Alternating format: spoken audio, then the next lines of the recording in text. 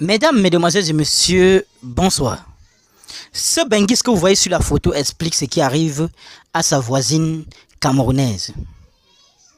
Cette dernière, quand elle est allée au pays, au Cameroun, elle a vu sa sœur souffrir avec ses enfants dans la pauvreté extrême.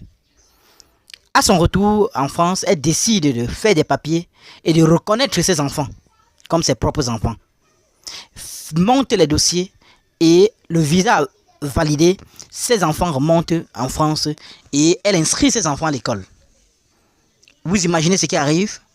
Alors, après quelques années plus tard, les enfants ont créé un problème peut-être à la maison. Et là, leur tante étant fâchée, grondait ses enfants, les enfants ont appelé la police. Et déclarent à la police que ce n'est pas leur mère. Parce que les documents prouvent que c'est leur mère. Mais quand ces enfants disent que ce n'est pas leur mère et que leur mère se trouve au Cameroun, une fois qu'on lance les investigations, les enquêtes et autres, on constate bel et bien que ce n'est pas leur mère. Et cette dernière, vous voyez comment le monde est méchant. Cette dernière, actuellement, court de graves problèmes, court une prison au moins de 4 ans ou 5 ans actuellement en France. Suivez très bien cette histoire et on se retrouve tout après pour les analyses. Voilà une de nos sœurs camerounaises vivant en France qui actuellement est dans des sérieux problèmes. Mes chers frères et sœurs, cette histoire va vous choquer. Je vais vous expliquer l'histoire. Voilà une femme à cause de son bon cœur. Elle vit en France. Elle est ici tranquille avec ses enfants. Elle vit sa petite vie tranquille. Elle est donc partie au Cameroun. Elle a vu dans la misère dans laquelle sa sœur vit avec ses enfants.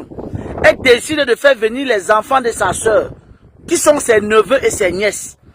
Elle les fait venir, elle les reconnaît comme ses propres enfants. Donc, c'est pour dire qu'on organise depuis le pays. Elle reconnaît les enfants comme ses propres enfants. Elle entame les procédures. Regroupement familial. Dieu bénit. Les enfants obtiennent le visa. Ils arrivent donc en France. La maison est là. Elle les inscrit à l'école. Ils vont à l'école. On ne sait pas ce qui s'est passé. Où les enfants là, ou qu'est-ce qui s'est passé, où c'est le mauvais esprit. La maman a grondé une de ses enfants là. Et elle a appelé la police. Elle a dit à la police que cette dame n'est pas notre mère. Écoutez l'histoire, les gars. Donc, comme on dit que souvent, tu veux aider les gens, après, tu te couches dans les problèmes là. Ils sont juste au niais que non, la reste là, non, c'est les tantes. Que non, ce n'est pas notre mère. Elle a changé notre acte de naissance. Elle a changé notre âge. Elle n'est pas notre mère. Elle est la sœur de notre mère. Notre vraie mère est au Cameroun. Voilà comme ça que la police française a donc décidé que, hey, ils vont voir clair dans. Ils ont donc porté plainte à la RC. Donc ils vont faire le test d'ADN. Ils ont fait le test d'ADN. Ils se sont rendus compte que les enfants là n'appartiennent pas à la RC. Donc ça veut dire que les enfants avaient raison. Vous voyez les enfants sorciers. Voilà les mounas qui sont au pays là-bas, ils souffrent. Tu vas dire que non, c'est les enfants de mes frères, de mes soeurs. Tu organises pour qu'ils viennent bien. Tu les reconnais. Ils arrivent, c'est eux qui viennent te mettre dans le ndem. La RC a les sérieux problèmes actuellement.